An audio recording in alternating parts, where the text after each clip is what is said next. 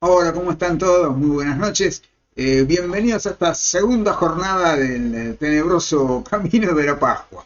Yo sé que es bastante, yo les advertí que era difícil y ya vieron que no es fácil y ahora nos vamos a meter en el corazón de las tinieblas directamente. Porque si bien yo conozco sobre el cristianismo y sobre la Pascua en el cristianismo muchísimo más que sobre el judaísmo, realmente la historia del cómputo eclesiástico cristiano es muy difícil, es muy oscura, es más adivinar que otra cosa. Así que he encontrado montones de errores y de diferencias entre un libro y otro y no sé a cuál seguir, pero bueno, haré todo lo posible para salir airoso de este compromiso en el que me metí. Inicialmente pensé que este iba a ser el capítulo más fácil de todos, pero era porque no había estudiado lo suficiente. Digamos, en el transcurso de estas semanas en que estuve perfeccionándome de vuelta, recordando, refrescando viejas cosas, me di cuenta de que había un montón más de matices que dar y por eso se me complicó esta charla y iba a ser bastante más larga y pesada de lo que yo creía. Pero bueno, vamos, esperemos que salga. Ahí va. Así que bueno, como les dije, hoy hablaremos del viejo cómputo eclesiástico que desarrollaron los cristianos y que sirvió hasta 1582 en el mundo católico, cuando fue reemplazado por el cómputo gregoriano, la famosa reforma del calendario gregoriano, que se hizo para esto, no se hizo para modificar el calendario y que se ajustara a las estaciones. Se hizo para esto, para ajustar el cómputo eclesiástico a las especificaciones del concilio de Nicea, que veremos dentro de un rato. Entonces, bueno, empecemos por qué es la Pascua cristiana, ¿sí? Se sabe, y aparte después lo vamos a ver en más detalle, que a Jesucristo lo arrestaron, supuestamente no se sabe si el 14 o el 15 de Nisan, o sea, la muerte de Cristo sucedió durante los festejos de la Pascua judía. Según unos evangelios, según los evangelios sinópticos, esto sucedió, el arresto y la crucifixión ocurrió el 15, día 15 de Nisan, el que ves en la Pascua propiamente dicha, mientras que según el Evangelio de San Juan, esto ocurrió el 14 de Nisan, que es el día de la preparación de la Pascua cuando se come el cordero, justamente un poco para hacer esa metáfora de Jesús como el cordero que se sacrifica para salvar al mundo. Entonces los primeros cristianos celebraron la Pascua junto con los judíos el 14 de Nisan, que como ya vimos se intenta hacer coincidir con la primera luna llena después del equinoccio de marzo. Se ajusta todo lo que ya vimos, el Molad de Tishrei y todo eso, para que la luna no se escape dentro de los límites del calendario solar. Y que en el viejo calendario judío se intercalaba manualmente, así que podían llegar a cometer bastantes errores. Entonces, más o menos es en el siglo IV, en el año 300 y pico, cuando empieza a tomar fuerza un cómputo pascual cristiano independiente del judío, como veremos a continuación.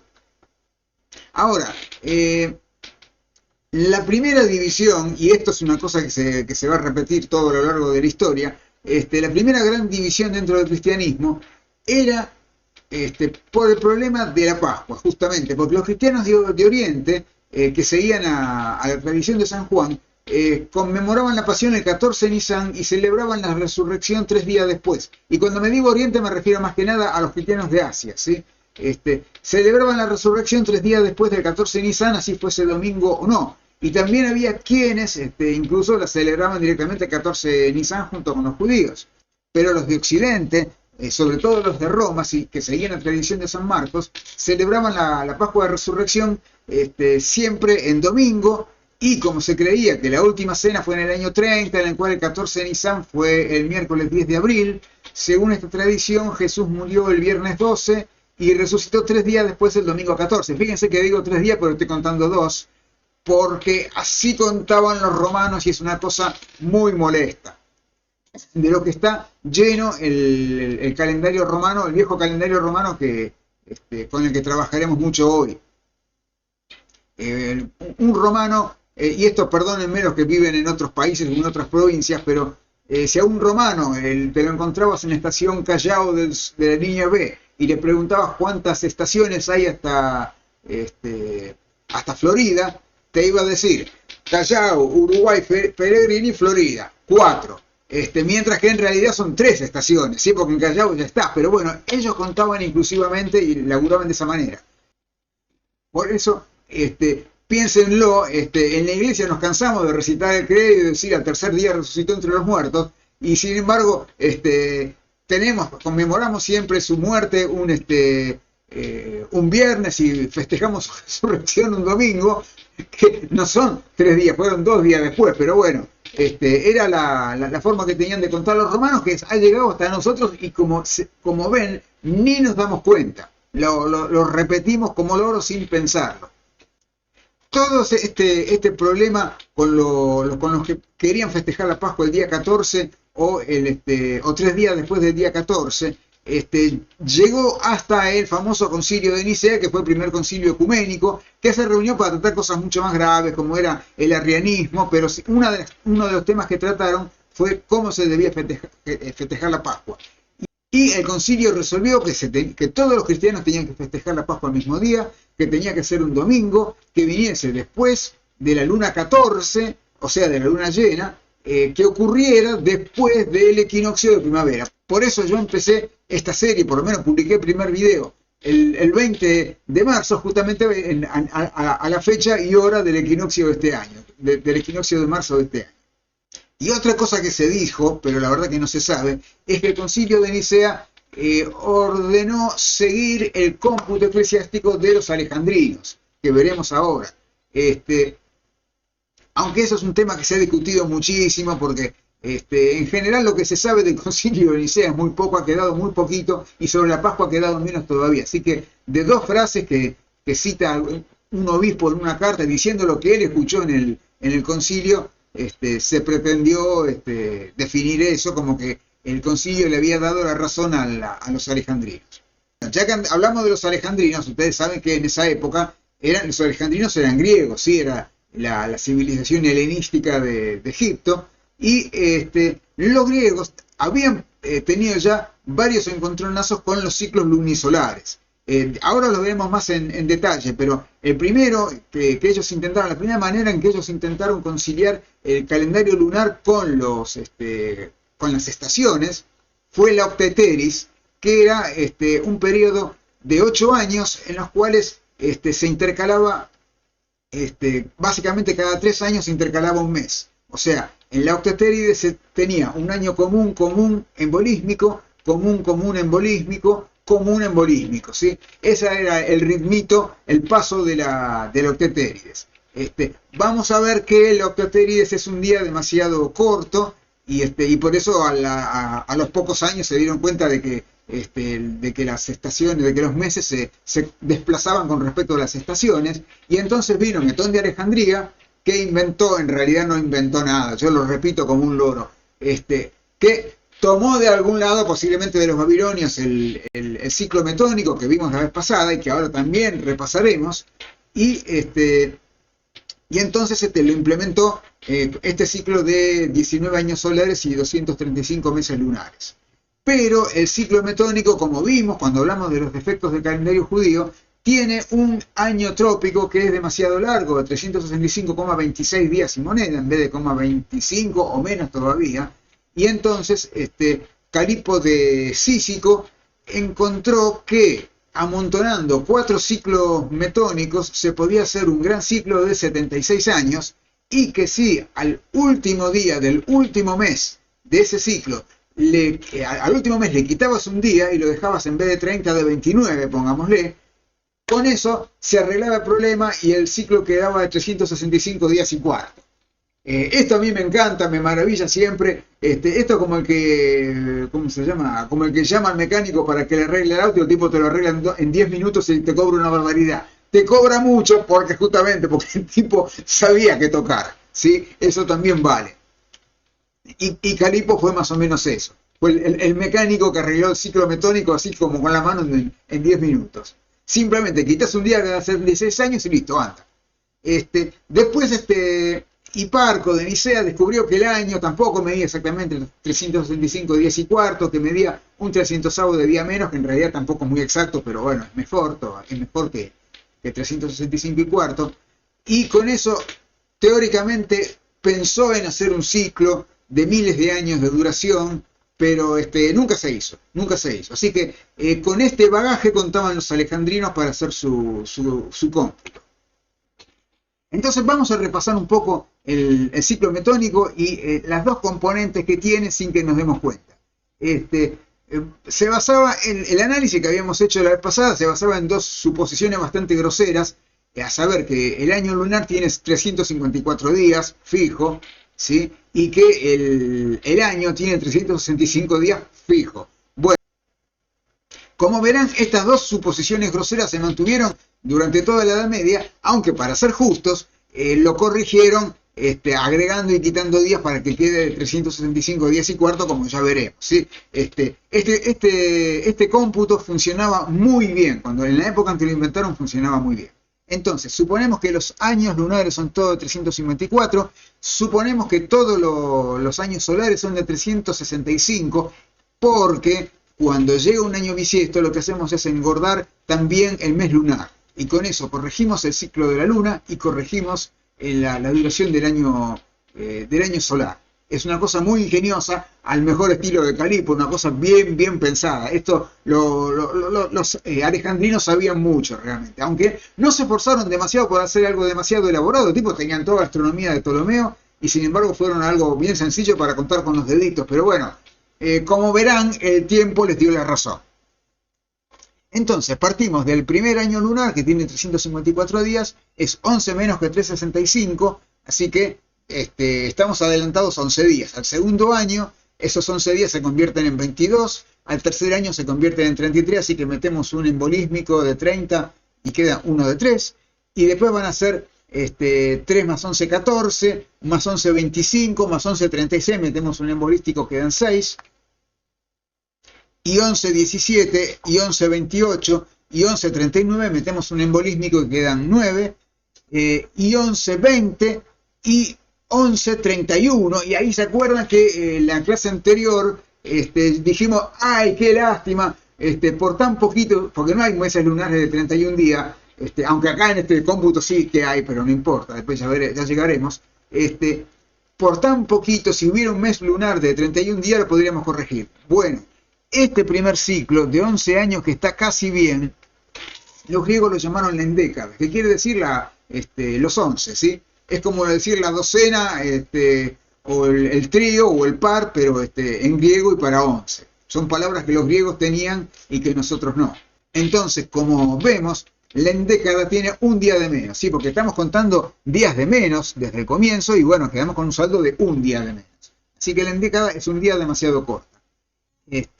Pero bueno, perseveramos y al año siguiente 1 más 11 da 12 y 11 23 y 11 34, pues metemos un embolísmico de 30, quedan 4, y 11 15 y 11 26 y 11 37, metemos un embolísmico más y quedan 7, y 11 18 y 11 29, y ahí es cuando decíamos, bingo, cartón lleno, metemos un embolísmico de 29 en vez de 30, y cerramos el saldo. El segundo ciclo es la Ogdóada o Octeteris, que como les dije tenía este ritmito de común embolísmico, común embolísmico, común embolísmico. Es fácil ver que la Octeteris tiene un día de más, no un día de menos como tiene la endécada, y por eso es que juntas son dinamita. Juntás la endécada con la Octeteris y te queda el famoso ciclo metónico de 19 años, que anda muy bien, pero bueno, tiene un pequeño error que se va a ir acumulando.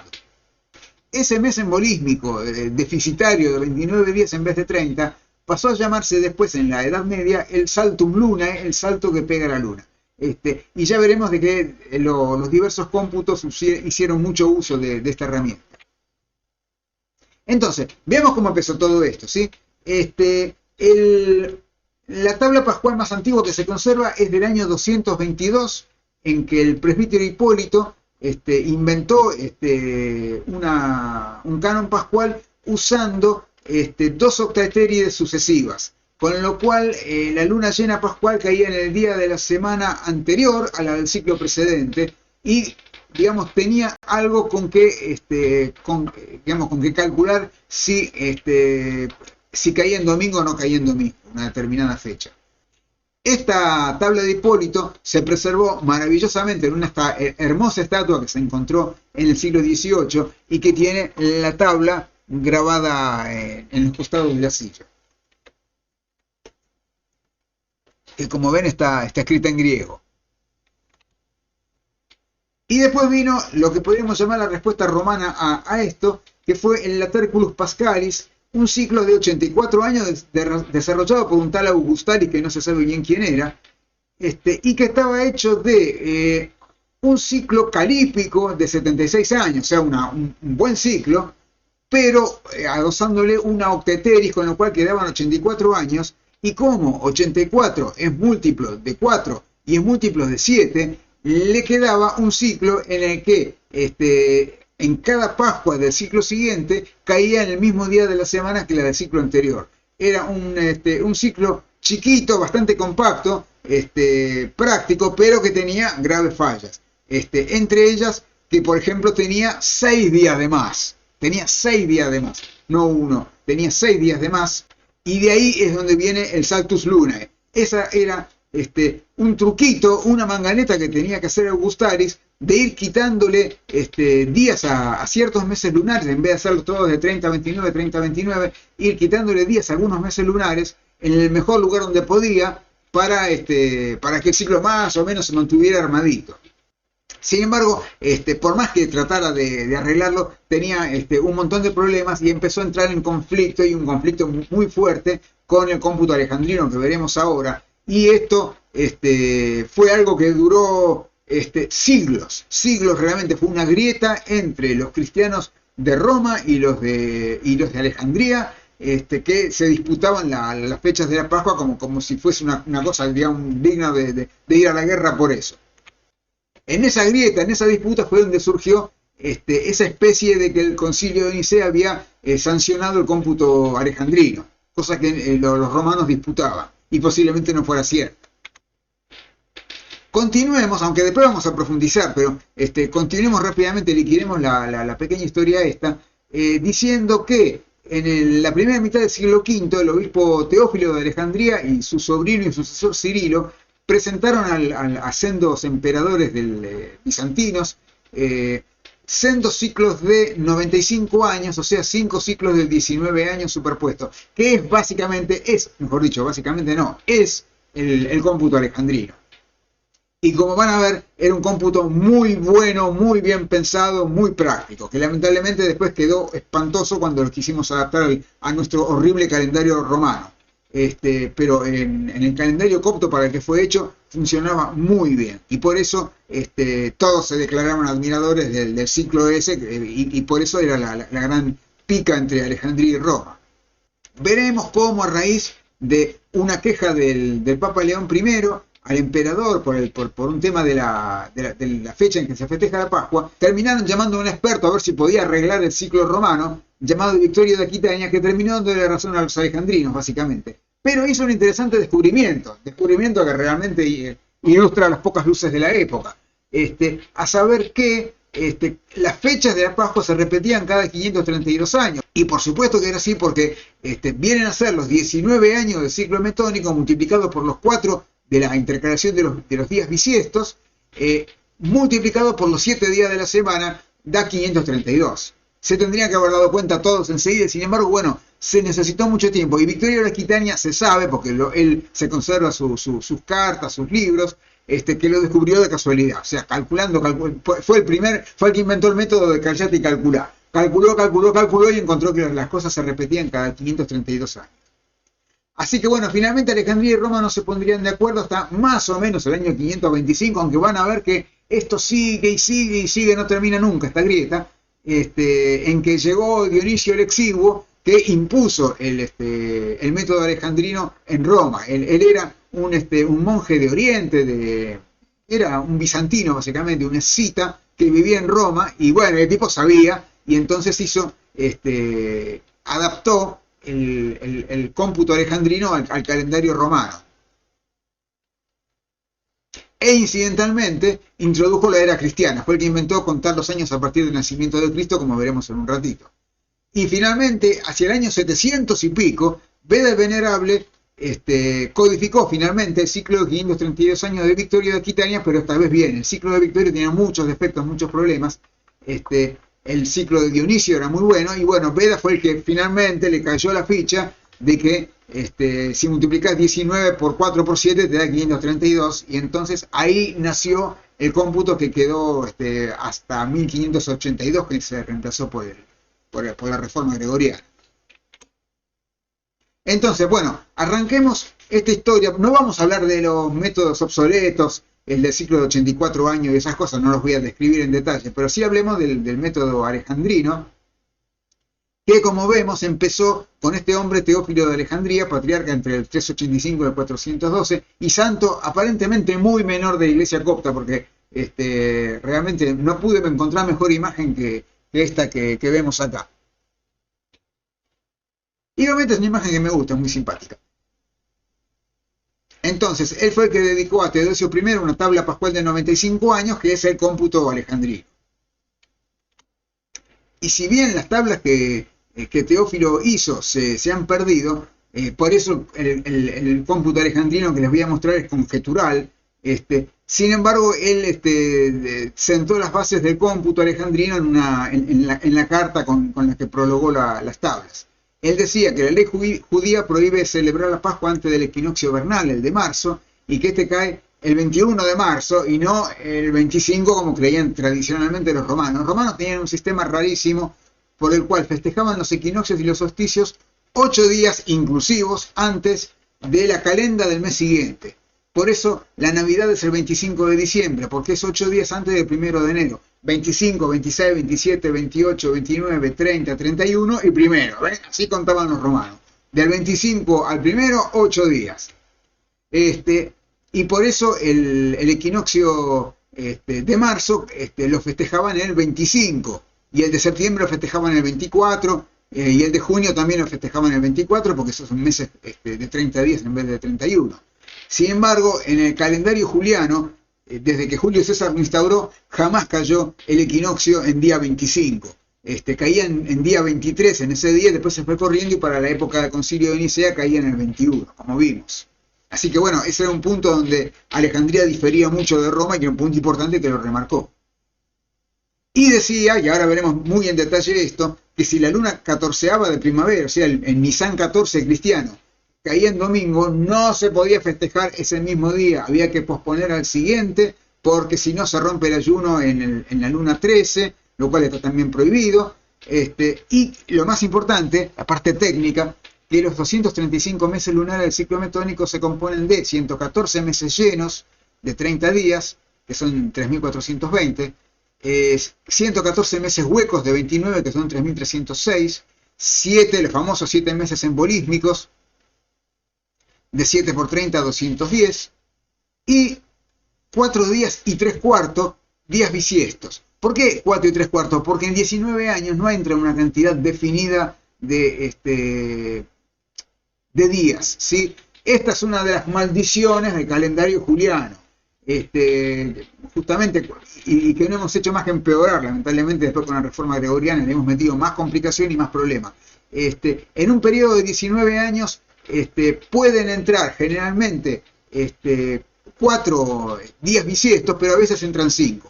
Y por eso, como 3 veces entran 4 bisiestos y una vez entran 5 y después otra vez 3 veces entran 4, es que podemos decir que en término medio entran 4 bisiestos y 3 cuartos. Esto con el calendario de Alejandría no pasaba, como veremos ahora. Entonces, si sumábamos, daba 6.940,75 días, que es uno más que 19 años julianos contando los bisiestos. Entonces, ahí venía el famoso Saltus Lunae, había que hacer un Saltus Lunae, no 6 como hacía Victorio, y con hacer un solo Saltus Lunae en el último año del ciclo, se corregía. Ahora, permítame que cite literalmente a Teófilo. Voy a pasar un poquito rápido por lo que dice. Ustedes, si quieren, después pausen el video y léanlo tranqui.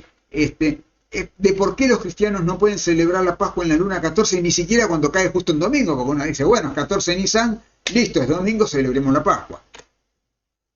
Él dice, a veces sucede que algunas personas caen en el error con respecto a la 14ª luna del primer mes y cayeron en domingo. Cuando esto sucede, el ayuno, porque antes se ayunaba, bastante, se ayunaba duro durante la Semana Santa, los últimos días de viernes y sábado, ayuno del cual nos ha quedado solamente la costumbre de comer empanadas de vigilia de pescado en Semana Santa, y ese ayuno se tenía que romper el sábado a la noche, y entonces si caía en luna 13, eso estaba contrario a lo que se había establecido.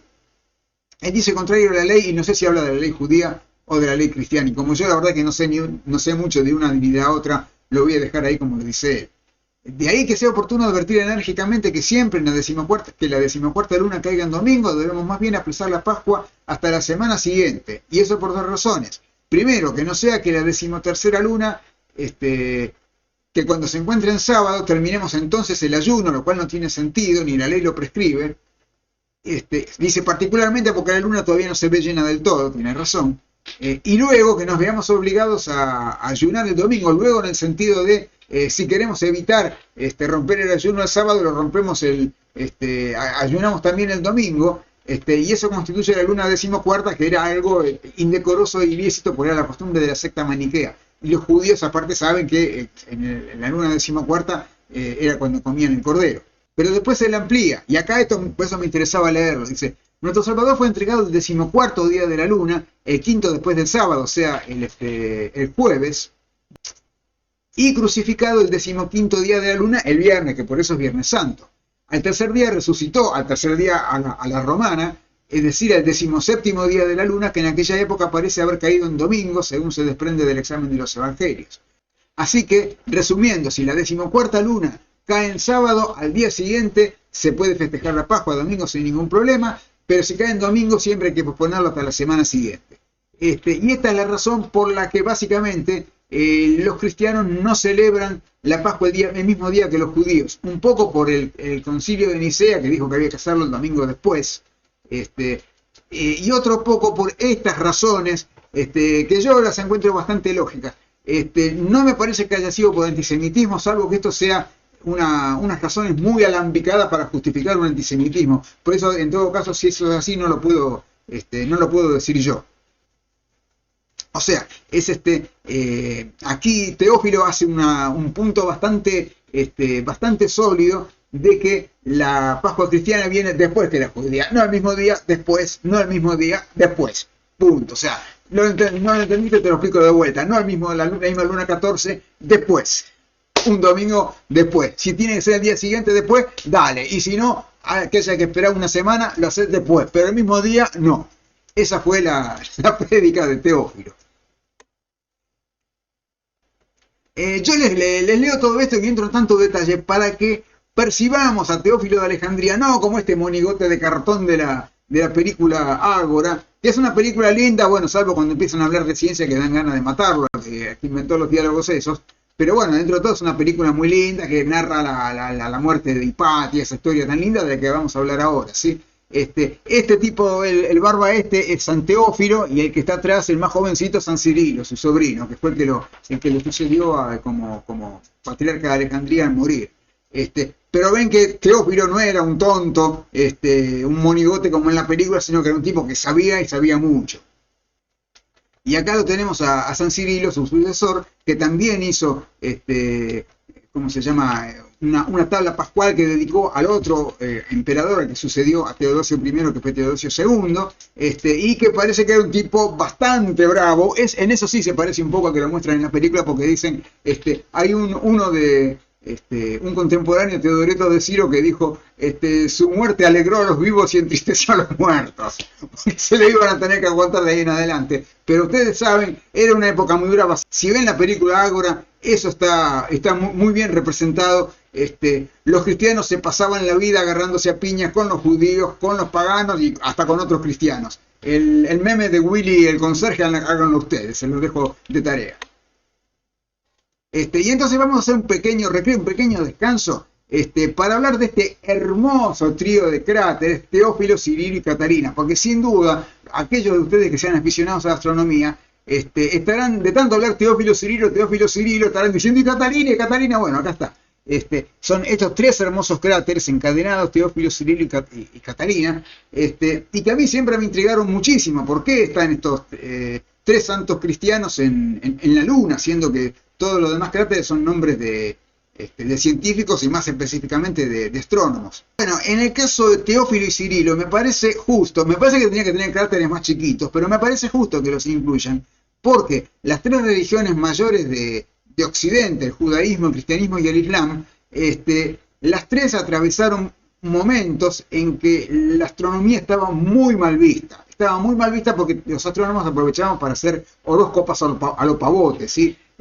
Todos se dedicaban a la astrología. Entonces, como la astrología estaba muy mal vista y estaba prohibida, de hecho, por lo tanto, se pretendió durante algún tiempo prohibir también la astronomía. Pasó en el judaísmo, razón por la cual yo creo que por eso me parece que desarrollaron su cómputo recién a partir del siglo IV, V, hasta el X, más o menos, porque antes no tenían una ciencia astronómica realmente, lo tenían prohibido, quiero decir. Y si, bueno, si me equivoco, corríjame, yo le dije que de eso sé muy poco.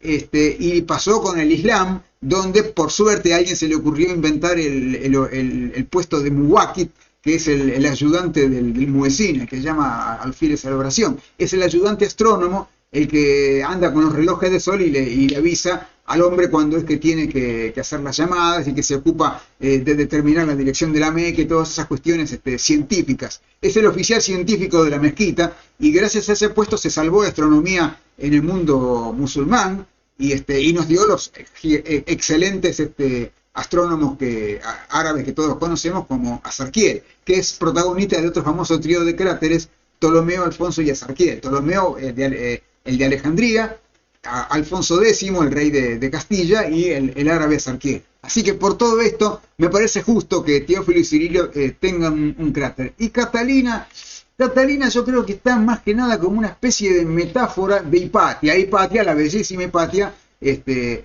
como se llama, que está representada aquí por Rafael en su fresco de la escuela de Atenas, y que era la hija de Teón de Alejandría, y que tuvo una muerte espantosa, la apedrearon una horda cristiana. Y en la película le echan la culpa a Cirilo, como le han echado la culpa desde casi siempre, pero en realidad los testigos más confiables de esa época dijeron a lo sumo que la muerte de Hipatia cubrió de oprobio a San Cirilo y a la iglesia de Alejandría. Por eso no quiere decir que ellos hayan ordenado matarlo, pero sí que eran responsables de haber permitido que sucediera, pero no que lo hayan hecho adrede. Como yo les dije, Alejandría era un descontrol en esa época. Parece que fue más bien una facción, no algo, un asesinato ordenado que realmente no ganaba a nadie, como les digo. Se desprestigió muchísimo por culpa de eso. Recién las acusaciones de que San Cirilo fue el que le mandó asesinar surgieron como 100 años más tarde, más o menos. Así que bueno, son cosas de las cuales se sabe muy poco y de lo que más se sabe es de que básicamente de que él no fue el que mandó matarla. Por eso estoy tomándote todo este tiempo para corregir un poco las cosas que se ven en la película, que es una película muy linda con la bellísima Rachel Weisz. Y la leyenda de Hipatia es fabulosa porque parece que realmente era una mujer muy inteligente y increíblemente bella, con lo cual se le han dedicado toda clase de obras de arte. Lo que habría sido, pobrecita, de haber sido fea, yo creo que no habría sido ni una nota al pie de página de la historia. Pero bueno, y Catalina, bueno, Catalina era la anti-Hipatia, ¿sí? La Hipatia la -1, el negativo. Era una mujer que, según se decía, era muy docta en astronomía, que vivió mucho antes, vivió como 200 años antes de esta época que relato, y que al revés, era cristiana y la mataron los paganos. Entonces, por eso, estos dos curas que inventaron el mapa de la Luna, el padre Grimaldi y el padre Riccioli, incluyeron a Santa Catalina en el trío de cráteres, Teófilo, Cirilo y Catalina. Y yo creo que es una especie de homenaje sesgado a los dos teones, Teón de Esmirna, Teón Senior, Teón el Viejo, que es Teón de Esmirna, Teón el joven, que es Teón de Alejandría, el padre de Hipatia, e Hipatia, que tienen sendos cratercitos. Yo creo que habría sido mucho más justo intercambiarlos, y no sé si no fue eso lo que quisieron expresar, porque estos tipos eran muy sutiles, eran muy inteligentes, y bueno, las personas inteligentes son así, ellos no muestran las cartas, ¿sí? No se saben si van o vienen, no se saben si suben o bajan.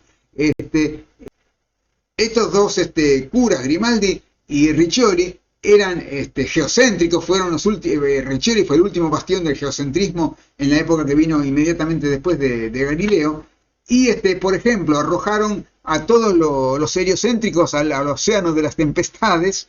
Ahí los tiraron como otras tantas islas. Estos son palabras textuales de Riccioli. Ahí está Copérnico, Aristarco de Samos, Kepler, Galileo, los tiraron ahí, y sin embargo ellos, que eran geocéntricos, se pusieron muy cerquita, a orillitas del océano Procellarum. Acá están Grimaldus y Ricciolius, los dos cráteres que ellos se dedicaron a sí mismos, ahí en el bordecito de la luna, se pusieron a orillitas del Oceanus Procellarum, como si estuviesen indecisos de meterse en el agua. Yo creo que es eso lo que ellos querían dar a entender, y bueno, entonces eran dos tipos muy sutiles, y yo no sé si no habrán querido hacer una especie de homenaje a los dos Teófilos y a Hipatia sin que se note demasiado. Bueno, pero en fin, suficiente recreo, vamos a volver al conjo. Un detalle importante que habrá que tener en cuenta de ahora en más, son las fechas límite de la Pascua. Ya vimos lo que dijo Teófilo, que si la Pascua, o sea, la luna 14 ocurre el mismísimo 21 de marzo y además cae en sábado, al día siguiente festejas la Pascua. Así que lo más temprano que se puede hacer es el 22 de marzo, y en ese caso el novilunio pascual ocurre el 8 de marzo, es la fecha más, es la luna nueva más temprana, que se puede llamar pascual, que ocurre 14 días inclusivos antes del 21. Lo más tarde que puede pasar es cuando el 21, la edad de luna vale 15 días, no 14 sino 15, y entonces hay que esperar 29 días a que vuelva a darse la luna decimoquinta, ¿sí? La que sigue a la decimocuarta, y si encima ese día no cae domingo sino que cae lunes, hay que esperar todavía 6 días más hasta el domingo, así que esto sucede el 25 de abril. Así que esos son los términos pascuales. Lo más temprano es 22 de marzo, lo más tarde es 25 de abril, y los términos neomeniales, que son las lunas nuevas que corresponden a esas dos fechas límites, el 8 de marzo y el 5 de abril. Así que vamos a ver que para encontrar la fecha de la Pascua tenemos que buscar la luna nueva de ese año, que comienza entre el 8 de marzo y el 5 de abril. Yo les conté que el 15 de junio del 453, el Papa León I, que en ese momento no era el Papa el presidía toda la Iglesia, sino solamente el Patriarca de Roma, era un Papa, ¿sí? El de Alejandría también era otro Papa. Entonces el Papa León I se dirigió al emperador Marciano, quejándose por lo tardía de la fecha de la celebración de la Pascua alejandrina, en lo que yo me imagino que habrán sido más o menos estos términos. ¿Sabés qué anda diciendo esa la Iglesia de Alejandría? Que en el 455 tenemos que celebrar la Pascua el 25 de abril. No se puede, es tardísimo. Acá me dicen que el 24 de abril la luna va a estar en el día 24. ¿Para qué esperar tanto si una semana antes ya es luna 17 y también es domingo? Se celebra la Pascua ese día. Así que decile a esa que tiene que celebrar Pascua en la fecha en que le decimos nosotros, no en la que se le da la gana a ellos, a los alejandrinos. Pero decíselo como cosa tuya, porque viste que después anda diciendo que yo te lleno la cabeza. Vos sos el jefe de la Iglesia, a vos te tiene que hacer caso, y por eso te lo estoy diciendo. Imponete y hacé lo que te digo, que para eso soy la Iglesia de Roma y no una cualquiera. En fin, perdón por representar así al león, pero yo me imagino lo que habrá pensado, por otro lado, el pobre emperador Marciano, a quien vemos aquí con la alegría pintada en el rostro, por así decirlo. Me imagino que habrá dicho, sí, claro, como no tengo suficientes problemas con los godos que cruzaron el Danubio y ahora gobiernan Panonia como si fuera de ellos, como no me alcanza con las hordas de Atila el Uno que están rondando el imperio como zorro al gallinero viendo a ver cuál provincia se comen primero, como no tengo suficiente con controlar a los vándalos que en cualquier momento saquean Roma, encima ahora para colmo las chicas se pelean por la fecha de la Pascua. Y ciertamente todos estos hechos catastróficos que les narro ocurrieron todos durante su corto reinado, durante el cual el pobre no habrá pasado un solo día sin recibir una mala noticia. De hecho, León I es el famoso papa que se entrevistó con Atila para pedirle porfi que no saquee Roma, total a vos que te cuesta. Y lo logró, así que ciertamente debía ser muy persuasivo León. Pero bueno, parece que sus poderes de persuasión le fallaron con Marciano, porque si bien no se conserva su respuesta, tuvo que haber sido una negativa tan contundente que obligó a los romanos a recalcular. Entonces empecemos por ver brevemente en qué consistía el cómputo alejandrino, tal como lo reconstruyó el holandés Van Beek, que es hasta donde yo sé, es el único que hizo una reconstrucción sumamente fiel de lo que debía ser el cómputo, por lo menos la que mejor coincide con todos los datos, aunque hay algunos puntos sueltos que no se concilian del todo con la información histórica. Ante todo hay que decir que el calendario alejandrino se basaba en el calendario copto, que era una modificación mínima del famoso y bello calendario egipcio, que para mí es el mejor que existió en todos los tiempos, porque era un calendario que tenía exactamente 365 días, siempre, todos los años, y tenía 12 meses de 30 días fijos, y al final de todos 5 días llamados epagómenos, días agregados o sin mes. Y este calendario era excelente para lo único que sirven los calendarios, realmente, que no es para saber qué estación del año es, que eso se saca de mil otras maneras, sino para lo único que sirve, que es para hacer cálculos cronológicos.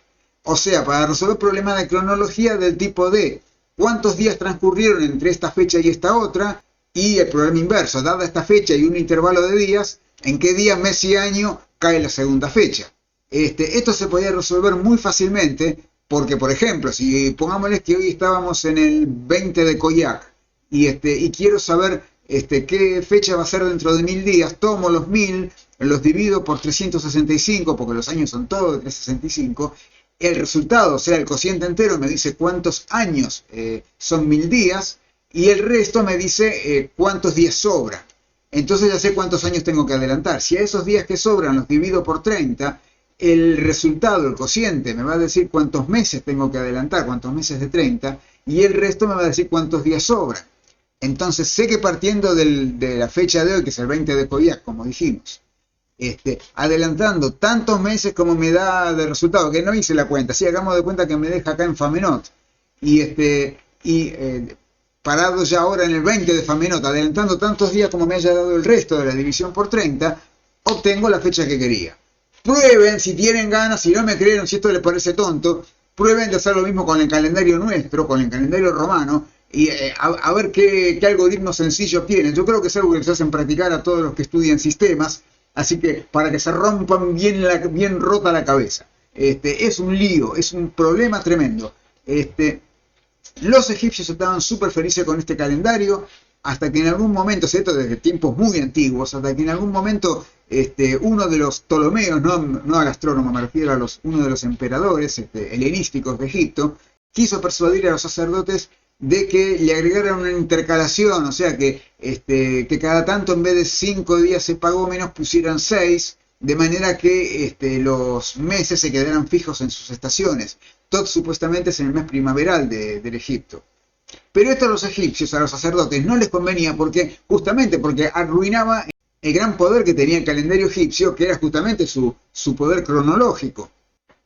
Así que lo desobedecieron al faraón, y eso quedó como en la historia como el decreto de Canopus, pero nunca se cumplió. Y después Julio César, cuando hizo la reforma del calendario romano, y les dio longitudes fijas a los meses que antes eran variables y era un lío tremendo, se lo quiso imponer a todo su imperio, incluyendo a los egipcios.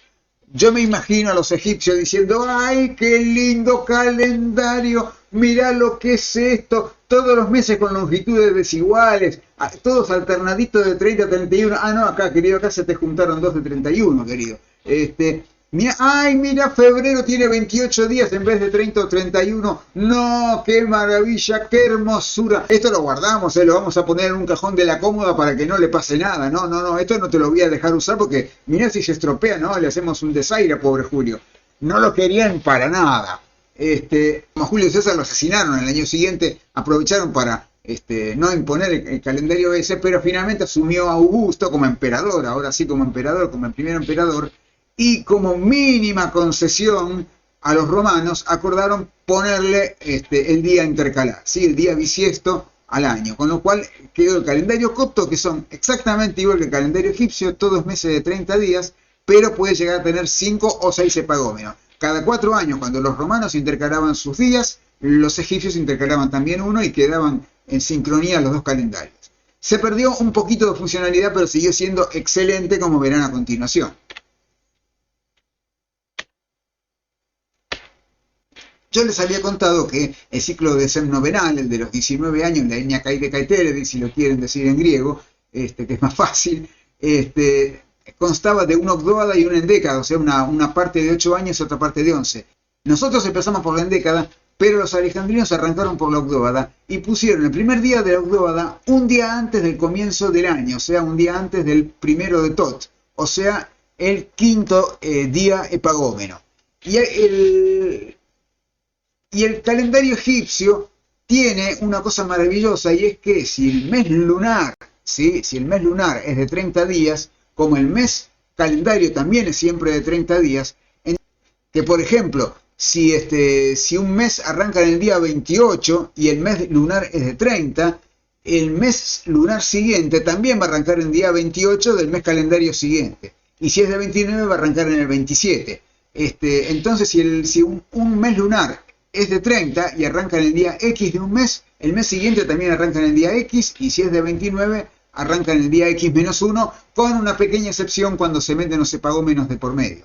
Entonces, bueno, no voy a perder más tiempo porque ya se está haciendo muy largo esto, pero arrancando en el quinto epagómeno, un día antes de todo el primer año de la ogdóada, se forman las fechas así: 30, 29, 29, 28, 28, 27, 27, 26, 26, 25, 25, 24.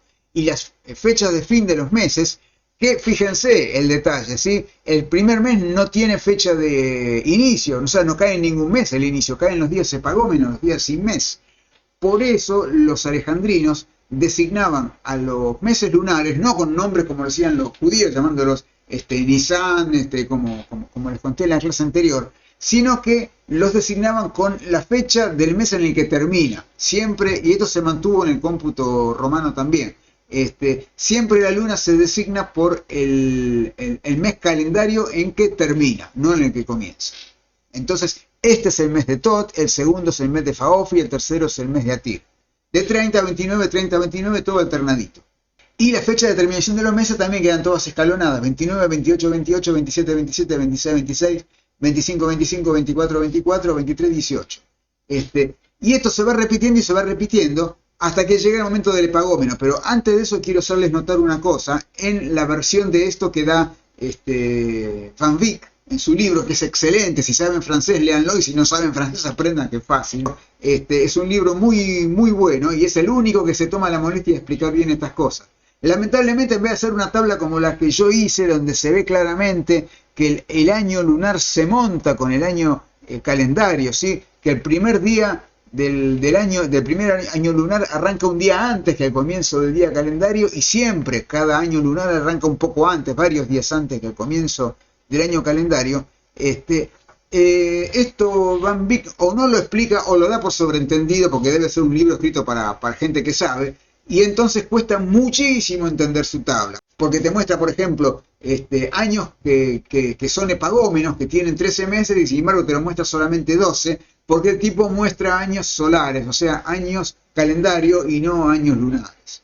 Así que les hice esta tabla, mírenla, porque me costó mucho trabajo hacerla, así que les va a servir para entender muy bien. Y esto es lo que les quería mostrar en la tabla que da Van Wyck, que él, además de mostrar las fechas de inicio de los meses, no sé por qué se quedan solamente con los inicios, da también la edad de la luna el primero de cada mes. Entonces, el primer mes de la Ogdóada arranca un día antes del comienzo de Tot, como les dije, así que el primero de Tot la luna tiene 2 días, ¿sí? Y ahí está el número romano 2. Y debido a esto que les conté de que los meses civiles tienen todos 30 días y los lunares 30 y 29, 30 y 29, se da esta hermosa sucesión de edades de la luna a comienzo de mes. 2, 2, 3, 3, 4, 4, 5, 5, 6, 6, 7, 7. Y al año siguiente, el calendario garantiza que podemos obtener la edad de la luna al comienzo de cada mes simplemente sumándole 11, porque se acuerdan que el año lunar es 11 días más corto. Entonces, esto no va a empezar en 2, va a empezar en 2 más 11, 13. Ahí está. Y va a ser 13, 13, 14, 14, 15, 15, 16, 16, 17, 18, 18, 18. Y esto se mantiene siempre así, invariablemente, con lo cual los alejandrinos inventaron una regla muy tonta, con que solo memorizar estos números, ¿sí? Que arrancan en 2 y aumentan de a pares, 2, 2, 3, 3, 4, 4, etc. Siempre empezando por el mes de Tot, por el mes que empieza en Tot en este caso, con solo recordar estos sencillos numeritos y sumarles la epacta del año, o sea, ese número que se va incrementando, que empieza en 0 el primer año y se va sumando 11, 22, 33, quito 30, me quedan 3, 14, 24, 35, quito el 30, me queda el 5. Esos números que también se obtienen fácilmente sumando de a 11 y quitando 30 cuando nos excedemos, obtenemos la edad de la luna el primero de cualquier mes de cualquier año del ciclo, y esto es practiquísimo. Esto era practiquísimo. Lamentablemente, veremos ahora que cuando Cirilo el Exiguo lo pasó al calendario romano, con los malditos meses romanos, que tienen una edad promedio, que tienen una longitud promedio, que es mayor que los 30 días del alejandrino, esto se estropea. Y en algunos casos, en 2 o 3 casos, se arruina. El asunto es, como les estaba diciendo, que al tercer año de la Ogdóada tenemos que meter el primer mes pagómeno, y los alejandrinos lo insertan acá, según Van Beek siempre, en este mes que comienza en día 2. ¿Por qué hay que insertarlo ahí? Porque si no se rompe la regla de los, digamos, la regla de la edad de la luna al comienzo de mes, ¿sí? Yo no les dije esos números que les mostré, que son 2, 2, 3, 3, 4, 4, se llaman los números regulares porque justamente venían de esta regla. Se suma la epacta del año más el regular del mes y te da la edad de la luna al comienzo de cada mes civil.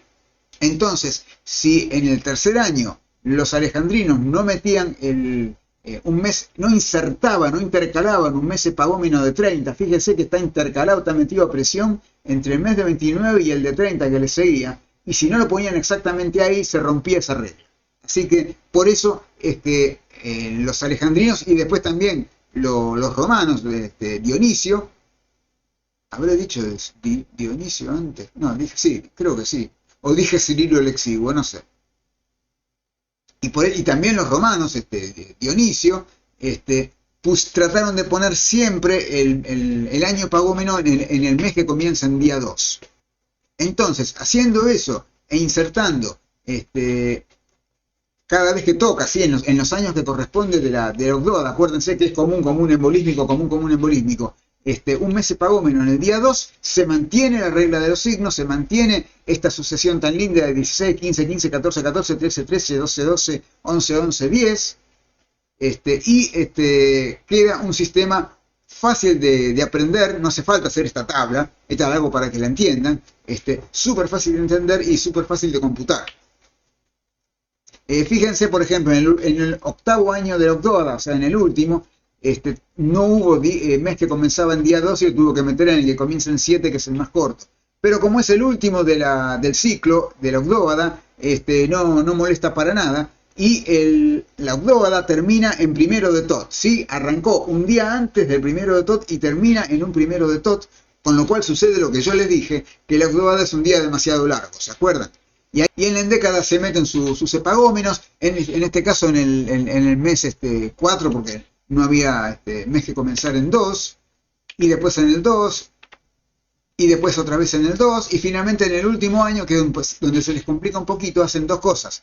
Meten el epagómeno donde mejor puede, que es acá en el 7 de Pairi, y en el último día del último mes del endécada, cuando se termina el ciclo, quitan un día y lo hacen de 28 días en vez de 29. Y este es el famoso Saltus Lunae, como lo llamaron los latinos. Los romanos tenían en su calendario de 84 días 6 saltos de la luna. Era un lío, era un descontrol, ese calendario era muy malo. En cambio el alejandrino, con un solo salto de la luna, o sea, con un solo mes demasiado más cortito de lo habitual, con eso resolvían todos. El resto de esta tabla se lo muestro rápido y no se preocupen porque yo después les voy a, cuando terminemos la serie esta, antes de el lunes antes de la Pascua, les voy a hacer entrega de un fascículo a todo color, lujosamente encuadernado en PDF, con todas estas cosas, así que se lo pueden imprimir y atesorar. Habrá gente que imprime cosas todavía. Bueno, así que bueno, por eso la voy a pasar rápidamente.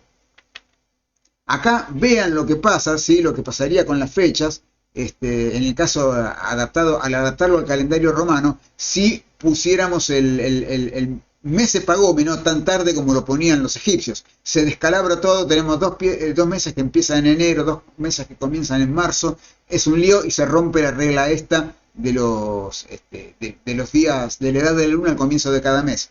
Insertándolo en el 2 de diciembre, se arregla. Así que pasemos rápidamente.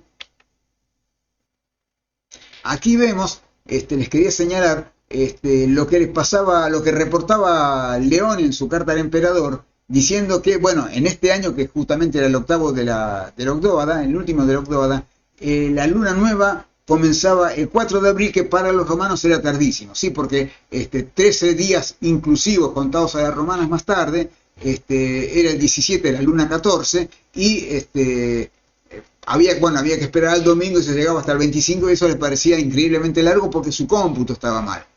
Lamentablemente esto se tuvo que arruinar un poco más todavía cuando Dionisio lo adaptó al calendario latino, al calendario de Juliano, metiendo el mes pagómeno acá en el día que está señalado entre paréntesis, el 6 de marzo, le quedó que el comienzo del siguiente mes es el 5 de abril, y por eso esos términos pascuales que yo les conté al comienzo. El término neomenial, la luna de Pascua, arranca el 8 de marzo y llega como mucho al 5 de abril. Bueno, esto en el cómputo alejandrino no pasaba, llegaba como mucho hasta el 4. Lo del 5 es un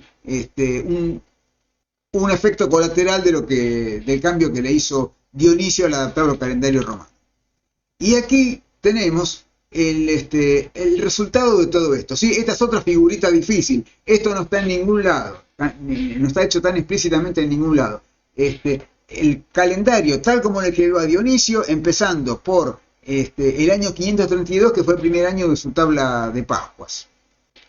No sé si habrán notado que acá, en el año 3 de la Ogdóada, la luna nueva cae el 1 de enero, ¿sí? Por este mismo motivo es que acá el primer año lunar, ¿sí?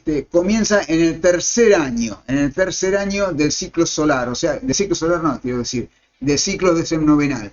Esto es una cosa muy extraña que tenía el cómputo que hizo Dionisio y que muchos no lo entendieron. Es más, en algunos libros esta figura de que eso era porque los alejandrinos venían calculando esto de 2 años antes del concilio de Nicea. Puede ser, nadie dice que no, pero realmente era porque el cómputo alejandrino tenía una luna que caía en 1 de enero, que no es un mes de ellos, es un mes nuestro, no es de los alejandrinos, en el tercer año de su ciclo. Y por eso nosotros también lo tenemos que poner en el tercer año de nuestro ciclo decemnovenal. Pero este es el primero del ciclo lunar, y este es el segundo, y este es el tercer año, y por esto acá va el mes pagómeno. A pesar de ser el quinto año solar del ciclo de 19, es el tercer año lunar, ¿sí? Y por eso ahí va el mes pagómeno. Y las cosas que yo les conté antes de por qué los alejandrinos nombraban al mes lunar con el nombre del mes del calendario civil en el que terminaba, se plasmó en el cómputo de Dionisio con esta regla. La luna impar en los meses pares y la par en los impares, o sea, que la luna de febrero, que es mes par, tiene 29 días, que es impar, la luna de marzo, que es impar, tiene 30 días, que es par, y así sucesivamente. Por eso siempre la luna de abril tiene 29 días. dato que después será de vital importancia. Y la segunda parte de este verso dice, la lunación se atribuye al mes en el cual se completa, o sea, al mes en el cual termina. Así de fácil es el latín, ¿ves? Es una pavada. Lo único que tenés que hacer es encontrar siempre el verbo al final de todo y adivinar cuál es el sustantivo como mejor podés en base a las declinaciones. Y aparte de eso ponen el sujeto en cualquier lado, arman las oraciones como se les da la gana a ellos. Entonces acá tienen cómo les queda el calendario y acá marqué en este color azulcito los años bisiestos, que hasta ahora no habíamos hablado. ¿Qué pasa con los años bisiestos? Bueno, engordan el mes lunar del que forman parte, así que que normalmente sería de 30 días, como este año 536 para el cual yo hice la tabla, ¿sí? Si la hago para otro año va a caer en otro lado, en otro año del ciclo, el bisiesto. Como este año 536 divisible por 4 y es bisiesto, entonces este mes en vez de ser de 30 va a ser de 31. Y si es de 29 pasa a ser de 30 y santo remedio. Ya tenemos los días bisiestos incorporados y esto arregla la longitud del ciclo solar dejándolo de 365 días y cuarto, porque esto está todo basado en el calendario juliano, y arregla también la longitud del mes lunar. Así que fue un gran invento de los alejandrinos que después lo aplicamos a nuestro cómputo. Veremos cuando esto termine que cuando se implementó este calendario, mejor dicho, veremos en la próxima entrega, cuando hablemos del cómputo gregoriano, que cuando cómputo tradicional se implementó, o sea, ahí en el siglo VI, a partir del siglo IV en adelante, era muy bueno. Era mejor incluso que lo que era el cómputo judío actual, que tiene ese problema de que el año trópico es demasiado largo. No tiene ese problema. Tiene otros, pero ese problema no lo tiene. Así que bueno, acá tienen todo el calendario del ciclo de 19 años completo. Si tienen alguna duda, mírenlo, acá seguramente la van a resolver, si no me preguntan a mí. Y acá está el Saltus Lunae, ¿sí? En este caso no fue en el último mes. Donde pudieron, realmente no sé por qué se puso en este mes, en el mes que termina en julio, se le achicó, se lo recortó un día, en vez de ser 29, 30, 29, se hizo 29, 29, 29. Podrían haber intercalado un mes de 29, pero como sucede justo acá entre marzo y abril, creo que habrían roto el cómputo de la Pascua, así que lo intercalaron después. Mejor dicho, lo entresacaron después. Dionisio adaptó el calendario, pero realmente no lo difundió mucho, se lo envió solamente a un obispo africano bastante desconocido, y casi digo oscuro y me sale un chiste racial, y realmente no tuvo consecuencias. Pero el que sí recogió ese trabajo fue el gran Beda el Venerable, un gran monje inglés, benedictino,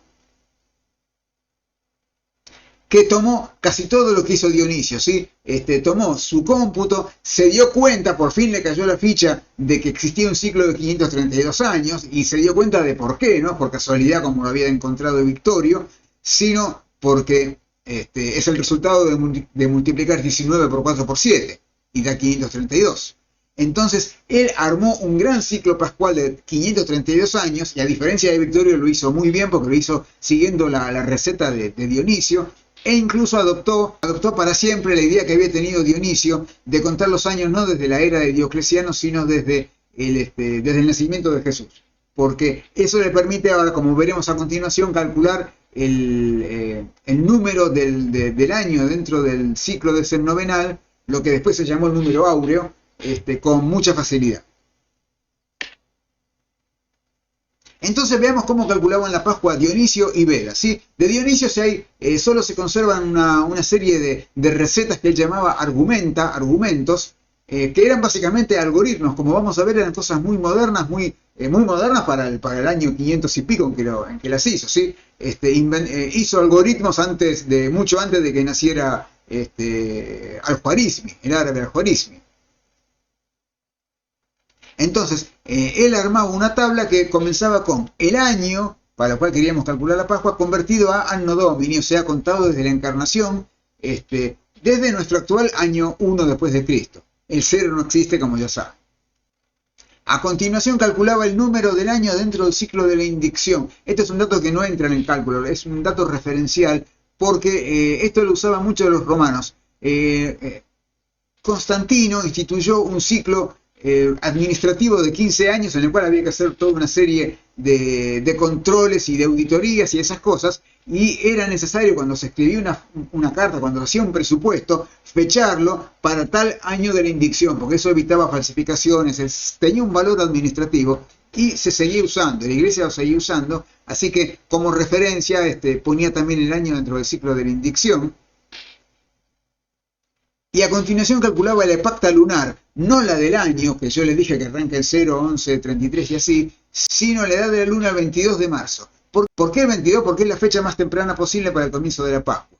Así que si la epacta lunar, o sea, la edad de la luna el 22 de marzo, calculada con la receta de Dionisio, te llega a dar 15, vos ya sabés que ese día se puede festejar la Pascua si es que es domingo, porque estamos en un día después de la luna 14. Y para poder introducir el tema del día de la semana, Dionisio inventó algo llamado la epacta solar o días concurrentes, que es el día de la semana que corresponde al 24 de marzo y realmente no se sabe muy bien por qué esa fecha. Es porque es cercano al 22, pero es medio misterioso. Es un número que va del 1 al 7. A continuación, acá viene lo más importante, el número que ocupa el Anno Domini dentro del ciclo decennovenal, ¿sí? Dentro de la Decaeteris y de la Octeteris, que es lo que después, en la Edad Media más tardía, se llamará el número áureo porque se grababa en oro en los calendarios perpetuos que les voy a mostrar después. Pero es un número que no interviene en el cálculo. Pero bueno, tiene una importancia histórica tremenda, por eso se los aclaro. A continuación, el número del Anno Domini dentro del ciclo lunar, que era otro ciclo de 19 años, no era este ciclo que yo les estoy poniendo acá, este año lunar 11, 12, 13, 14, ni tampoco es el que muestra el holandés Van Beek en su tabla, que es un número distinto del que yo le pongo en esta tabla, y que él dice que es el de Dionisio, pero en realidad no es. Está corrido un año, no sé por qué, si es un error o algo que él sabe y que no nos quiso comunicar.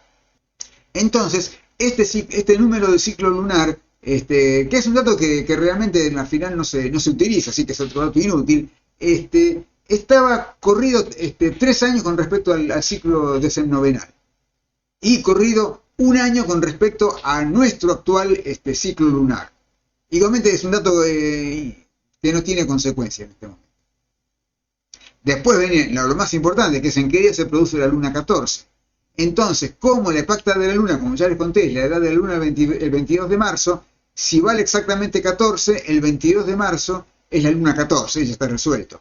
Y si vale menos que 14, hay que contar hacia adelante cuántos días faltan para llegar al 14. Entonces, por ejemplo, si la epacta, o sea, la edad de la luna el 22 de marzo vale 10, ¿cuánto falta para llegar al 14? Bueno, contemos inclusivamente 10, 11, 12, 13, 14, y entonces la luna 14 va a llegar no el día 22 de marzo, sino el 22, 23, 24, 25, 26 de marzo, ¿sí? Y por eso esto se llama cómputo, porque tenemos que contar los días con los deditos, ¿sí? Viene de conteo. Y si la epacta lunar vale más de 15, tenemos que seguir contando hacia adelante hasta 30 y recomenzar en 1 y seguir hasta 14. Por ejemplo, si la epacta vale 29, tenemos que hacer 29, 30, 1, 2, 3, 4, 5, 6, 7, 8, van 10 días. 9, 10, 11, 12, 13 y 14 son 16 días. Entonces hay que contar 16 días a partir del 22. Contémoslo. 22 de marzo, 23, 24, 25, 26, 27, 28, 29, 30, 31, 1 de abril, 2, 3, 4, 5 y 6. ¿Sí? Ahí están todos los días y la luna 14 cae el 6 de abril.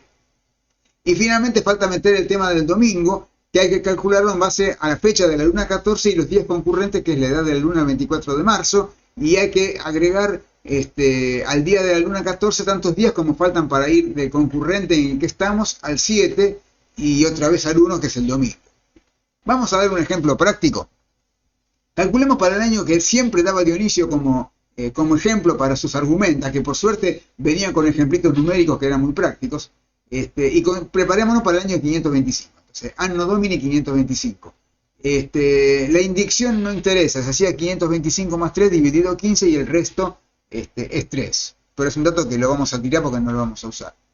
La epacta lunar, que es importantísimo, hay que dividir 525 por 19, al resto multiplicarlo por 11, a eso dividirlo por 30 y el resto da 12, que es la edad de la luna el 22 de marzo.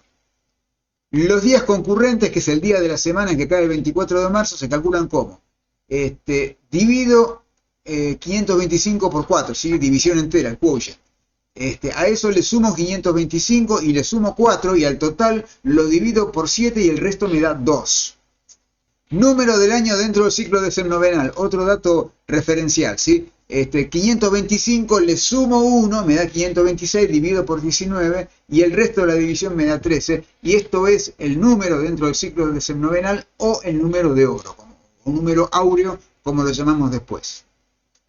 Dionisio bien podría haber empezado a contar su era desde, no desde el nacimiento de Cristo, sino desde la concepción, ¿sí? Con lo cual nos ahorraríamos de sumar 1, pero se le arruinaba la fórmula de la epacta lunar, que es tan corta y tan breve, entonces, digamos, se mantuvo fiel a lo que en ese momento se consideraba que era la historia, pero él no usaba el año 525 para datar las cartas. El que empezó a hacer eso y a datar toda su historia de Inglaterra, como años antes de Cristo y después de Cristo, fue Beda el Venerable.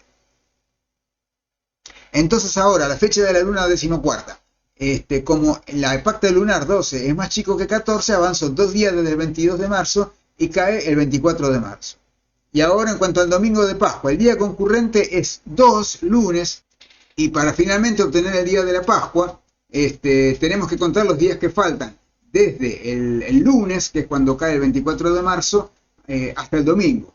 Es lunes, martes, miércoles, jueves, viernes, sábado, domingo. Este es el 24, 25, 26, 27, 28, 29 y 30. 30 de marzo, día de la Pascua. Y así calculaba Dionisio, año tras año, tras año, tras año, para un ciclo creo que eran 95 años. O sea, volvió a pilar 5 ciclos decenovenales, pero él no tenía el concepto del gran ciclo de 532 años, que después lo vio primero Victorio y después definitivamente Beda.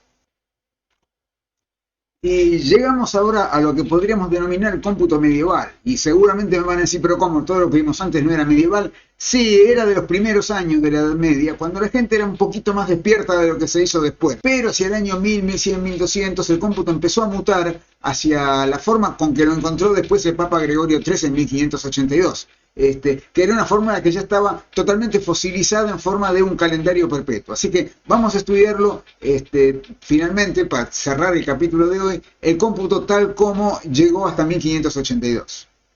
Entonces, abreviemos el cómputo lo más posible, ¿sí? Tomemos del larguísimo calendario dionisíaco que yo les había dado, que tenía el comienzo y el mes de cada mes lunar, quedémonos nada más que con el número del ciclo decenovenal, que de ahora en más va a ser el número áureo, y la fecha de comienzo de cada mes, ¿sí? El año lunar y el mes lunar los vamos a tirar.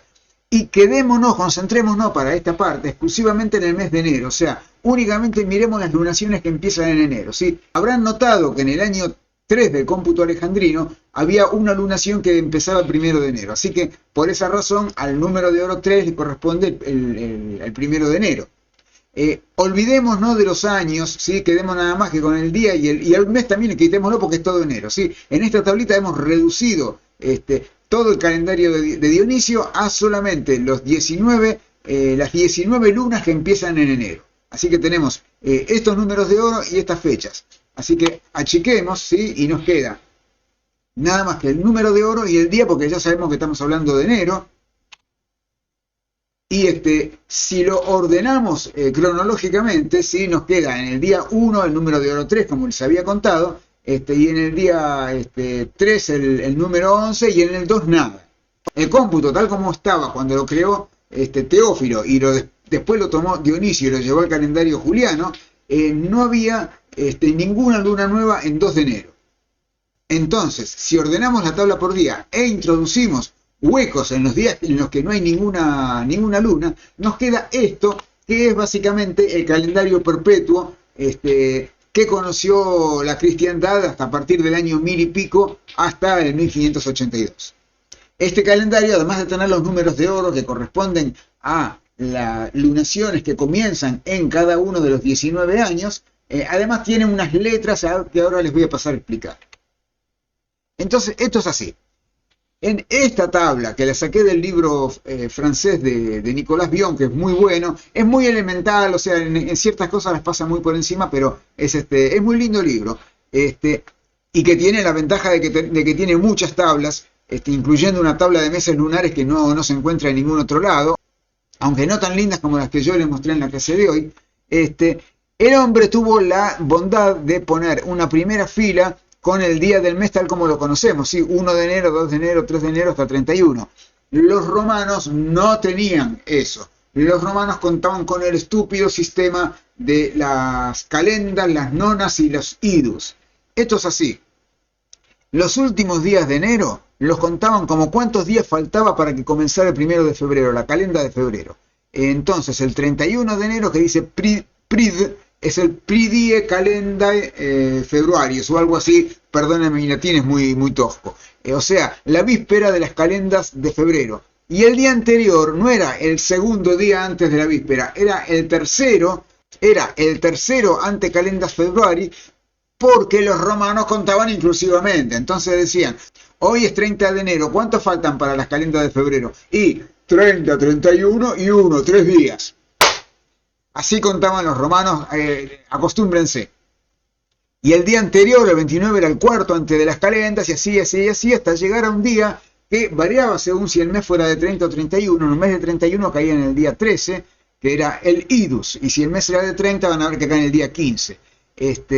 Y entonces, el día 13 de enero era el idus de enero, y el día anterior era el pridie, o sea, la víspera del idus, y el día 11 era el día tercero antes del idus, y así seguían contando hasta llegar un día que venía 9 días antes del idus, 9 días a la romana, así contando 1, 2, 3, 4, 5, 6, 7, 8 y 9, o sea, en realidad 8 días.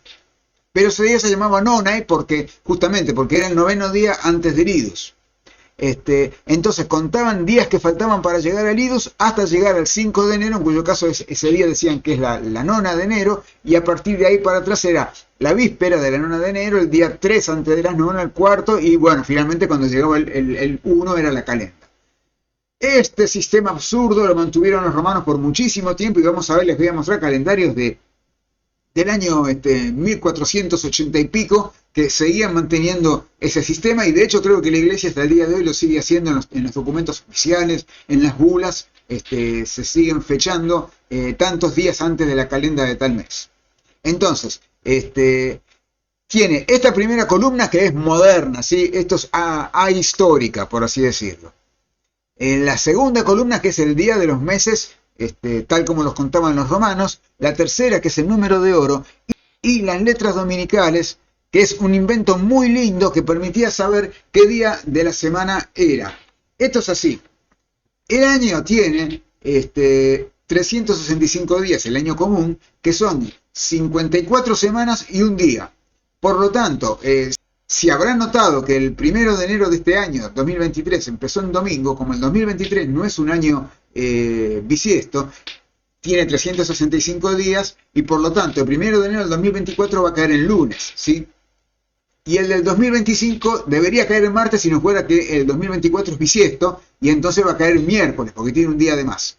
Entonces, lo que se hacía era poner el 1 de enero la letra A, y ir ascendiendo A, B, C, D, E, F, G, o sea, 7 letras de la A hasta la G, y después recomenzar otra vez con la A. Estos son los días de la semana.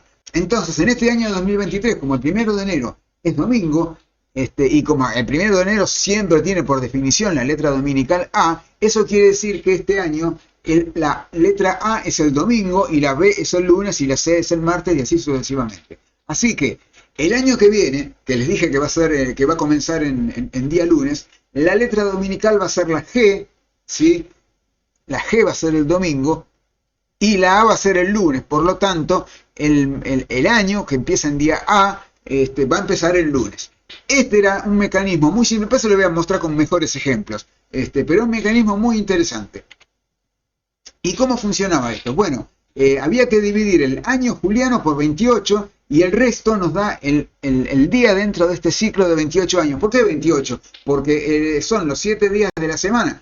Cada año empieza un día de la semana después que el año anterior, así que tenemos un ciclo de 7 años y que se nos complica por los 4 bisiestos. Entonces 7 por 4, 28, da un gran ciclo de 28 años y cada 28 años tenemos la garantía de que el almanaque nos vuelve a servir, ¿sí? Esto de 2023 y dentro de 28 años va a servir perfectamente hasta que lleguemos al siglo 22 y entonces ahí el calendario gregoriano va a meter la cola y esto no va a servir más. Pero va, me estoy adelantando. Nosotros estaríamos más o menos parados acá, ¿sí? En esta parte del ciclo. Estamos en un año no bisiesto, con letra dominical A, porque el 1 de enero de este año es domingo, y el año que viene va a ser bisiesto, y entonces va a empezar siendo G, la letra dominical, pero después del 24 de febrero, del día bisextus, ¿sí? Del día 24 bis de febrero, va a pasar, bueno, va a retroceder una letra más y se va a convertir en F, y después va a ser E, D, C, y después va a ser nuevamente otro año bisiesto, B en la primera parte del año hasta llegar al día bisiesto, y después va a ser A, porque le estamos agregando un día más al año, y así sucesivamente. Así que es una tabla muy fácil de reconstruir, y esto se los enseñaban a los curas. Simplemente hacer una tabla de 28 casilleros, en el primero poner una B y empezar a retroceder. B, A, G, obviamente, como esto es cíclico, antes de la A viene la G, después antes de la G viene la F, pero como el 4 es bisiesto, F y E, antes de la E viene la D, la C, la B, antes viene la A, pero como el 8 es otra vez bisiesto, A y G, bueno, entienden, ¿no? Esto es una tabla que se puede reconstruir muy fácilmente. Entonces, con esto y con el calendario perpetuo lleno de números de oro, podemos encontrar fácilmente la fecha de la Pascua, como lo veremos a continuación. Este es el resultado final. Y como les digo, no se preocupen que esto después va a salir en el PDF. Este es un ejemplo de un calendario litúrgico tardo medieval, ¿sí? Me encanta ese adjetivo. Es un muy buen insulto. ¿Qué haces, tardo medieval? Tiene esa R que es buenísima para insultar. El asunto, esto de un breviario que perteneció a Isabel la Católica, o sea que esto es del año 1480 y pico, la época de Colón, básicamente, cuando Colón estaba rondando todas las cortes, buscando quién le financiara el viaje. Ven, acá tenemos en la primera fila los números áureos, que comienzan 3, después un hueco, después 11, después un hueco 19. Son los números áureos de enero que yo ya les mostré. Y ven que están en oro, por eso se llamaban áureos. Aunque acá, bueno, como esto era para una reina, le pusieron oro por todos lados. Después están las fechas en el sistema romano que ya les expliqué. Y después el día de San Esteban, el 1 de enero, que es circuncisio domini, o sea, circuncisión del Señor, como decía Luis Landricina, decía, en el campo, si naces el 1 de enero, te ponen circuncisión del Señor. Bueno, acá está, y o sea, acá estaba el santo de cada día, básicamente. Pero tenía las letras dominicales que están acá, A, B, C, D, F, G, A, B, C, D, F, G, los domingos las letras A marcadas en resaltado, y el número áureo, y con eso resolves el problema de la Pascua. Es hermoso esto, es hermosísimo. Trágicamente, la perspectiva se inventó un año más tarde. Pero es un chiste, pero realmente la perspectiva empezó a repuntar después. Entonces, vamos a ver cómo calculamos la fecha de Pascua con este sistema. Pongamos un año cualquiera, por ejemplo, año 390.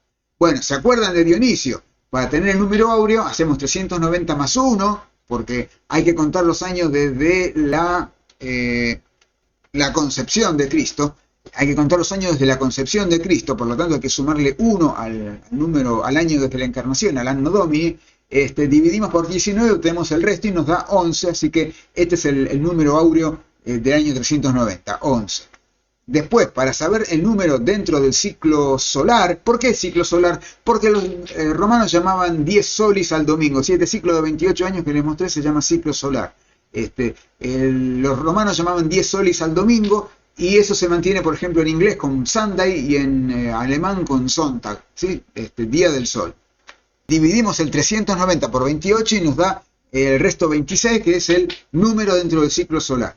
Entonces buscamos el 26 en la tabla anterior y vemos que para ese año, para el año 26, la letra dominical es F, por lo tanto todo lo que dice F es domingo. Y entonces, para resolver el problema, ¿sí?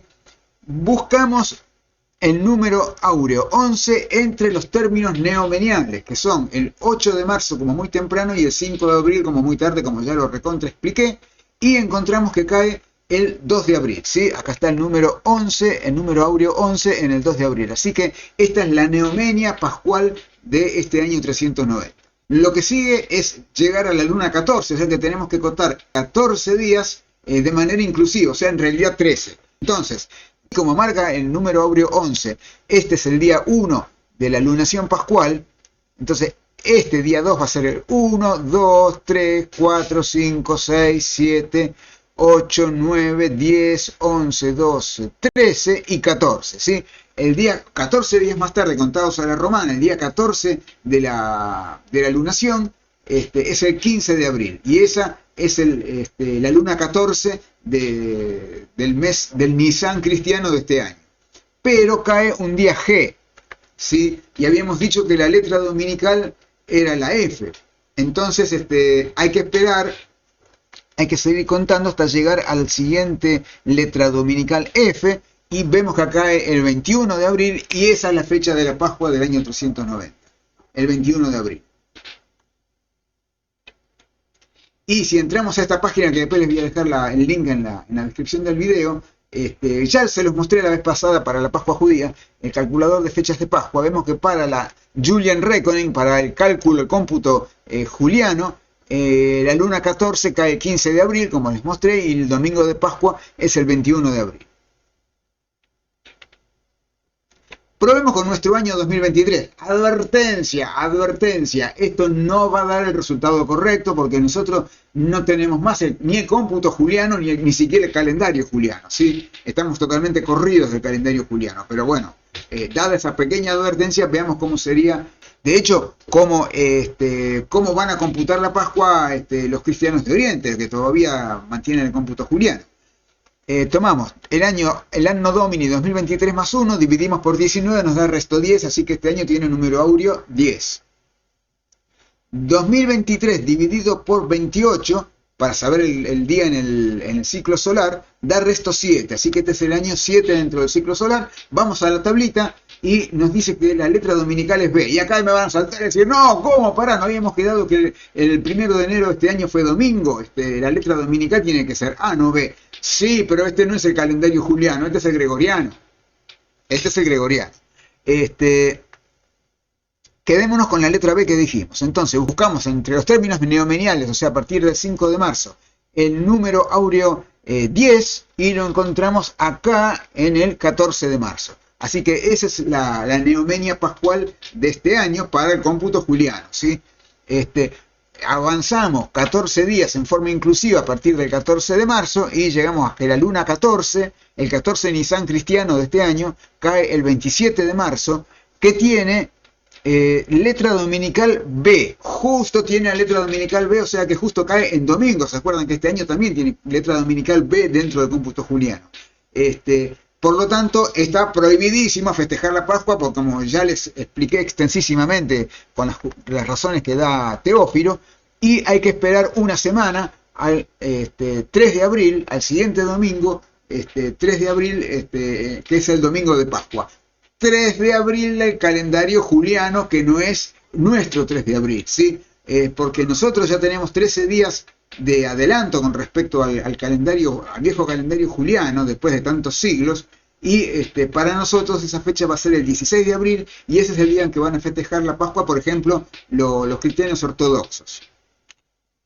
Entonces buscamos en el calculador de fechas de Pascua, efectivamente para el Julian Reckoning, para el cómputo juliano, nos dice que la luna 14 es el 27 de marzo, el domingo de Pascua es el 3 de abril y que cae, fíjense, apareció algo que no estaba antes en el 390, porque en el 390 no había calendario gregoriano, pero obviamente en 2023 sí, cae el 16 de abril, ¿sí? Y ahí tenemos toda la confirmación plena de lo que yo les había mostrado.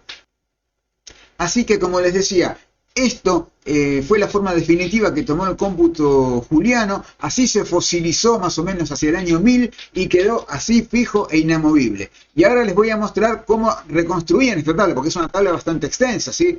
Son 12 meses que no se pueden saber de memoria. Así que ahora les voy a mostrar cómo se podía reconstruir esta tabla. Para que cualquier cura pudiera saber en qué día caía la Pascua en un año determinado, incluso en los monasterios más aislados, que estaban totalmente rodeados por los hunos y no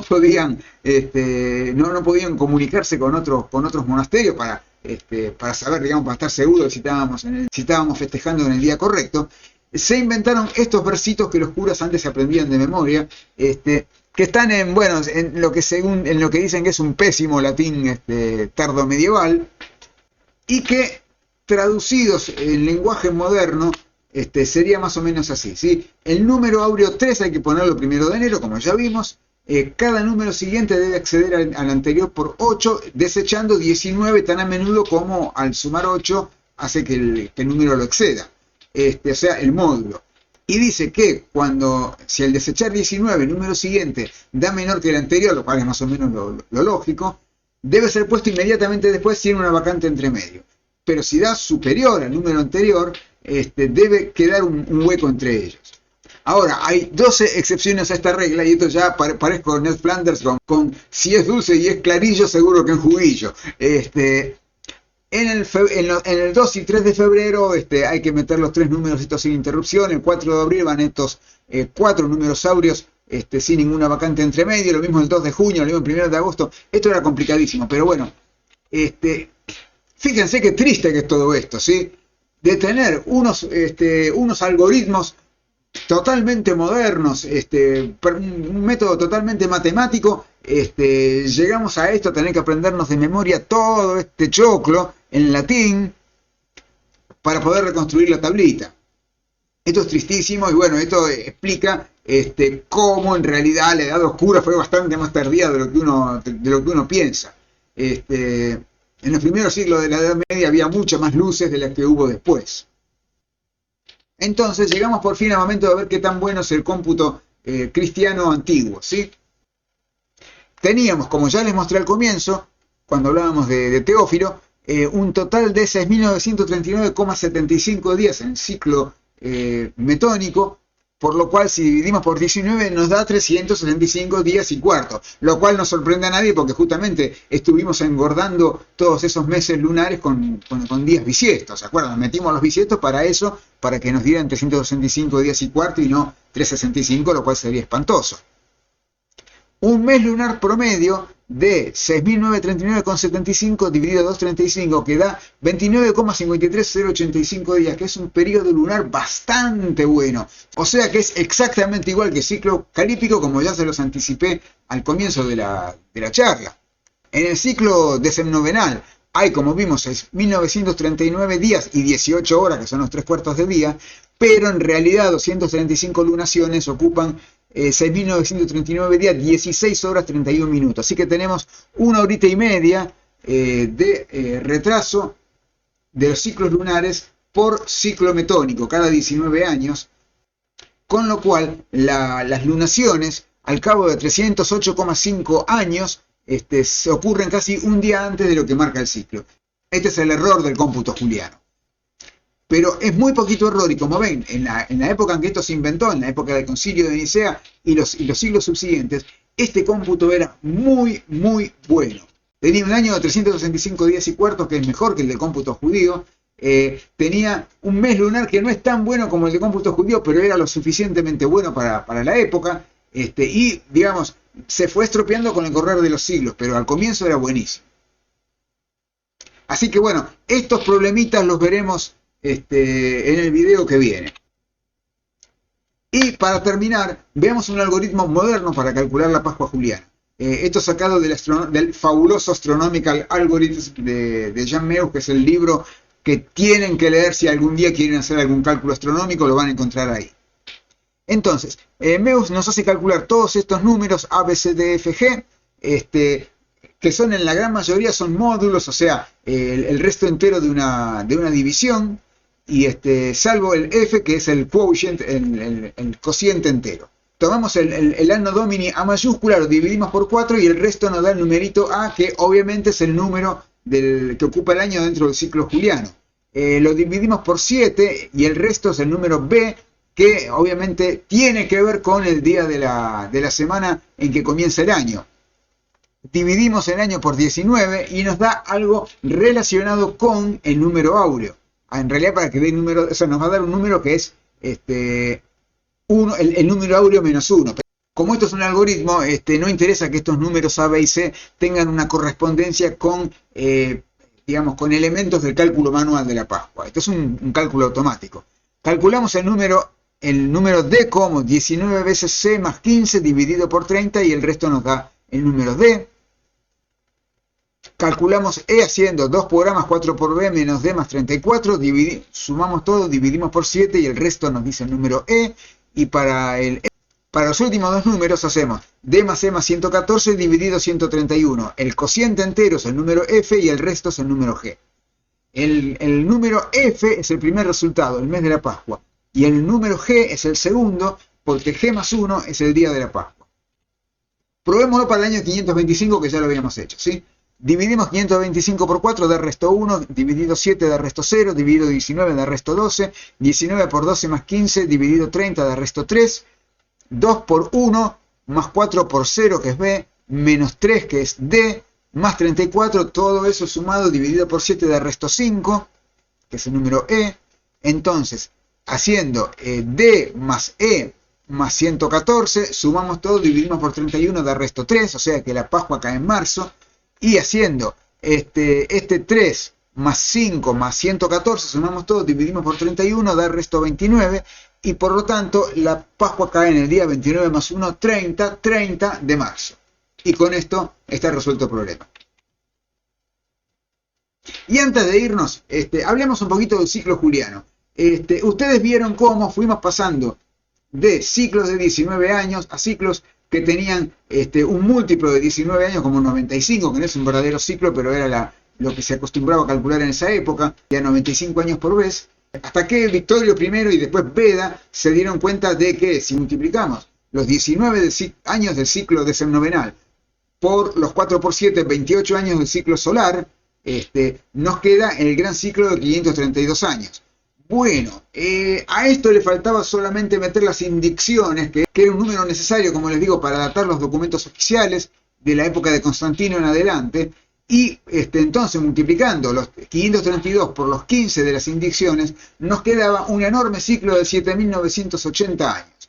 Y el genio justamente de Joseph Scaliger fue darse cuenta que este gigantesco ciclo, que parece re impráctico, en realidad era muy bueno porque es un ciclo gigantesco, que comienza, según él calculó, el 1 de enero del 4713 a.C. y que por lo tanto abarca la totalidad de la historia humana. Es más, desde el año 4713 a.C. hasta el día de hoy todavía no se ha cumplido un solo ciclo juliano completo. Entonces, con eso podíamos fechar con toda precisión cualquier evento. O sea, esto fue el santo grial de la cronología. Esto nos permitió tomar una fecha, tal como te la daba, por ejemplo, Ptolomeo, en el calendario egipcio, y con unos algoritmos bastante simples convertirlo a mes, día y año dentro del ciclo juliano.